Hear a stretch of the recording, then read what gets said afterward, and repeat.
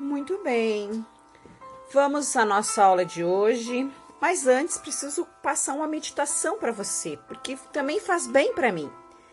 E eu escolhi hoje falar uma expressão de Walter Halter, que diz: não existe chamado maior que servir seu companheiro. Não existe contribuição maior que ajudar o fraco. Não existe satisfação maior que ter feito o bem. Achei lindo essas palavras. E aí fui pesquisar quem era Walter Halter e descobri que ele era um líder sindicalista dos Estados Unidos que fez a união dos trabalhadores do automobilismo. E ele também foi tão influente que ele incentivou, fortaleceu o Partido Democrata na metade do século XX.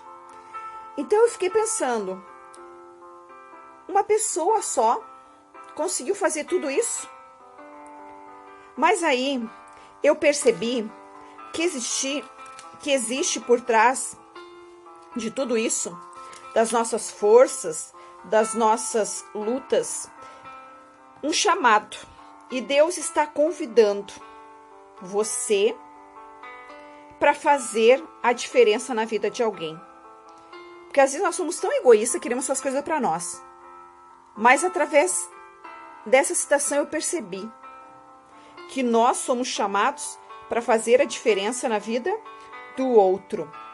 Então, que você fique para você, como meditação, o que diz lá em Isaías 52:7, que diz: como são belos sobre os montes os pés do mensageiro que traz boas notícias. Que você traga boas notícias, que você leve boas notícias, porque Deus deu a você o dom de fazer a diferença.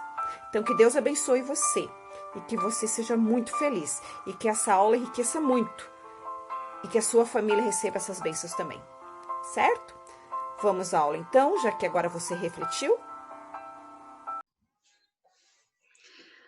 E daí? Gostou da mensagem, da nossa reflexão da aula de hoje? Espero que você tenha gostado. Eu gostei bastante. Mas agora vamos relembrar que nós estamos trabalhando coesão. E na aula passada, nós vimos que existe a coesão gramatical, lembre-se, gramatical e lexical. Nós vimos a gramatical na aula passada, que foi a anáfora, que retoma um termo já dito, e a catáfora, que vai explicar um termo depois, certo? Hoje nós vamos trabalhar com a lexical. E aí tem duas formas, que pode ser repetição e substituição, certo? Relembrou? Beleza.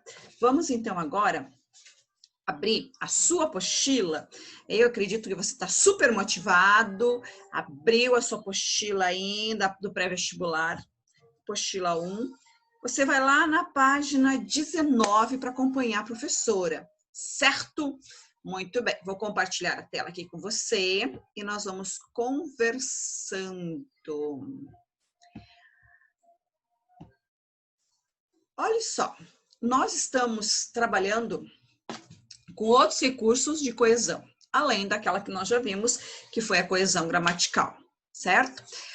Primeiro, vamos trabalhar com as expressões qualificativas ou epíteto. O que é isso? Vamos ver um exemplo para esse tipo de coesão. Se eu disser, por exemplo, o pesquisador fez inúmeras pesquisas sobre o Covid. Vou aproveitar o tema, né? Sobre o Covid-19. Pois bem, na hora que eu usei esta palavra aqui, ó, pesquisador, eu qualifiquei. Eu não vou iniciar um texto dessa forma, o pesquisador. eu já devo ter falado o nome desse pesquisador, aonde ele trabalha, qual foi o tipo de pesquisa. Então, agora, quando eu retomo, eu estou usando o quê? Uma expressão qualitativa, ou melhor, qualificativa, estou qualificando, ou um epíteto. Este é o primeiro exemplo. Agora, vamos ver a repetição de uma palavra ou de uma expressão. Como pode ser dessa forma aqui? Quando eu digo assim, dois pesquisadores estavam no laboratório. Olha só, 2 pesquisadores estavam no laboratório. Eles fizeram inúmeras descobertas. Tudo bem? Elas foram importantes. E aí você tem a repetição de uma palavra ou de expressões. Olha, aqui eu disse 2 pesquisadores. Aqui eu escrevi outra. Eles fizeram inúmeras descobertas. E aí, elas, referindo-se a descobertas, elas estão sendo repetidas, retomando ao que eu já disse. Então, 2 pesquisadores estavam no laboratório. Eles fizeram. Então, a repetição desse pronome, no primeiro é um numeral, depois é um pronome, e elas também é pronome pessoal, é uma forma de coesão que você pode utilizar. A outra forma é você usar a repetição do nome próprio ou parte dele. Por exemplo, Joel, o cientista envolvido na pesquisa, chegou cedo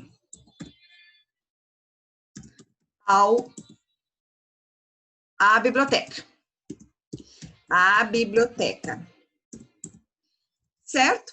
Olha só, quando eu estou dizendo Joel, eu estou dizendo o nome do pesquisador. Eu posso continuar esse meu parágrafo e posso dizer: Santos fez boas pesquisas. Esse Santos é o sobrenome do cientista, certo? Portanto, eu estou usando agora a repetição. Só que agora do nome próprio ou parte dele.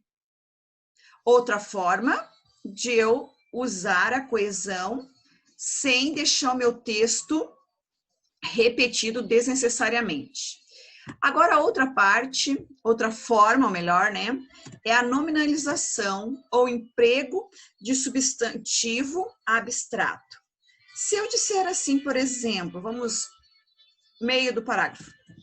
Enquanto pessoas da classe média não cumprimentam os garis, certo? Os mesmos não respondem, vou arrumar a palavrinha, respondem ao cumprimento quando o recebem. Perceba como fica interessante aqui, né? Vamos arrumar o acento não, né? a marca de som aqui nasal. Ó, enquanto as pessoas da classe média não cumprimentam, é o verbo cumprimentar. Diz, olá, tudo bem, certo? Aí eu tenho outra palavrinha aqui, ó. Cumprimento, que é um substantivo. Então, a palavra cumprimento veio do verbo cumprimentar, certo? Então, isso é uma forma de nominalização ou emprego de um substantivo abstrato, que no caso cumprimento, né, é abstrato. Agora, uma outra forma são as palavras ou expressões sinônimas ou quase sinônimas. Eu posso dizer como exemplo, o pesquisador está na sala. Esse estudioso fala bem. Quando eu falei pesquisador, eu já qualifiquei. E quando eu retomo a mesma ideia qualificadora pela palavra estudioso e pesquisador e estudioso, elas são quase sinônimas, porque para ser pesquisador você tem que ser estudioso, e para ser estudioso você é pesquisador.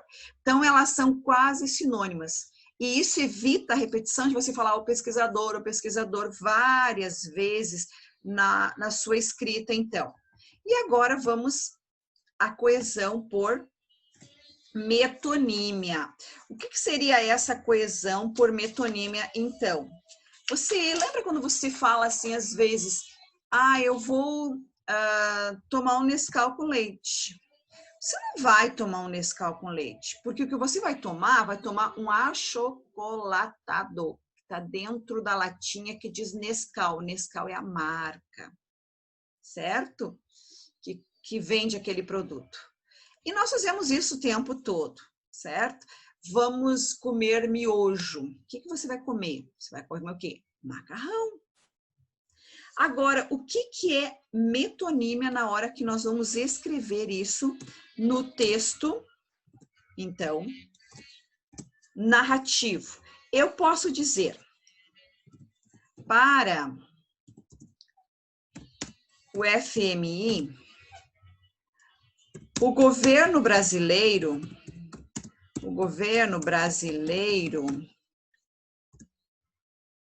gastará mais do que o previsto, certo? Mas, porém, vamos trocar aqui, porém, Brasília deve evitar gastos. Olha que interessante essa coesão por metonímia. Você, então, está fazendo essa relação de governo brasileiro. Quem é o governo brasileiro? É o presidente, é o Congresso, esse é o governo. Aonde eles ficam? Em Brasília, a sede é Brasília. Então, aqui é uma coesão por metonímia.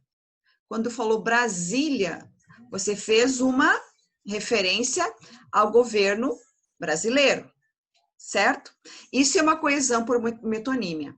Portanto, é uma outra forma mais rica, né, de você melhorar a sua escrita. E agora eu tenho a coesão por hiperônimos e hipônimos. Como seria isso?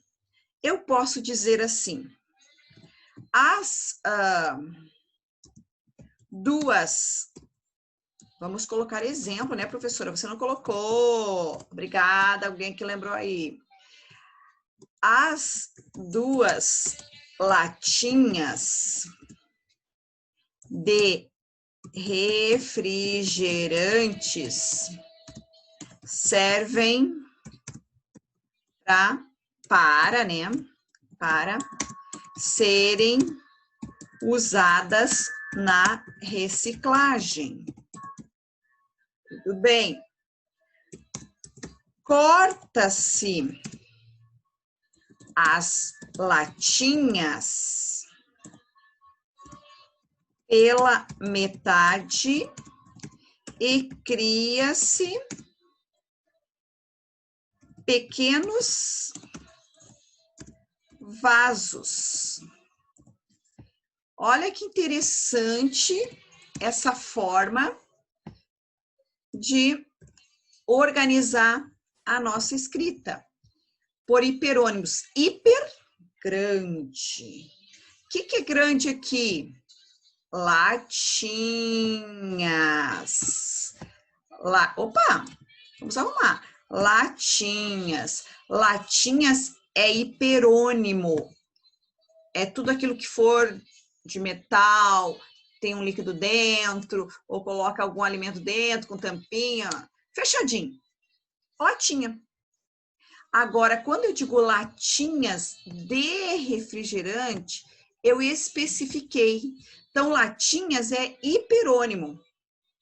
Latinhas de refrigerante é hipônimo. Isso é coesão por hiperônimos e hipônimos. Outra forma muito interessante também. E agora, eu tenho a coesão por elipse. Você lembrou quando eu falei agora elipse do sujeito elíptico? Encontrei o pesquisador na feira. Quem encontrou? Eu, sujeito elíptico. É exatamente a mesma ideia que é coesão por elipse. Você pode dizer, o pesquisador chegou cedo. Ele estava motivado, certo? Ele estava muito motivado e desejou começar logo a palestra. Bom, quando você usou o pesquisador, você usou, então, uma qualificação. Quando você usou ele, você retomou novamente, usou uma coesão por anáfora. E estava motivado e desejou. Quem é que desejou? Pesquisador, ele. Aí você vê que aqui, esse desejou, o verbo, ele está retomando de quem eu já falei. Então, essa é uma coesão por elipse. A coesão por elipse, eu consigo perceber ela pelo verbo, pela pessoa verbal e o tempo verbal em que está sendo usado, em que eu uso, na verdade, na minha escrita. E agora eu tenho o último, que é a coesão por frame. E essa coesão por frame, nós vamos dizer que é um recurso em que a palavra seguinte parece que não tem nada a ver, nenhuma relação, mas ela é pertinente, ela é recorrente para o uso. Se eu disser assim, ó, ontem fiz compras com o pesquisador e esqueci de trazer o cupom fiscal. Olha que interessante aqui. Ontem fiz compras. Quando você faz compras, você sabe que tem o quê? O cupom fiscal, aquele ticketzinho que você, quando paga, ali o caixa ele entrega para você. Você vai na loja, aquela notinha que ela te dá é o cupom fiscal. Então, você sabe que toda vez que você fizer compras, você vai fazer uso, ou vai receber, né? Melhor, ou vai passar, de repente, para se você tem uma empresa, você tem um comércio, mas o cupom fiscal, que parece que não tem nada a ver com fiz compras, na verdade, é uma coesão por frame. Porque há uma relação. Cupom fiscal está relacionado a compras. Compra está relacionado ao cupom fiscal. Isso é coesão por frame. Então, você percebeu que na nossa aula de hoje, nós conseguimos ver 9 formas de usar elementos coesivos para enriquecer o seu texto dissertativo argumentativo, esse é um conteúdo muito tranquilo. É um conteúdo que você está revisando lá do primeiro ano, quando você trabalhou já a coesão. Tudo bem? Tudo tranquilo? Fico feliz com você. Dê uma olhadinha lá na sua página 18, 19, 20. Lá tem bem detalhado, grife aquilo que é importante, certo? Anote alguma dúvida e depois na nossa aula Zoom você me questiona, vamos conversar e vamos tirar as dúvidas, certo? Um beijo no coração, foi muito bom conversar com você, lindinho e lindona da prof. Beijo no coração.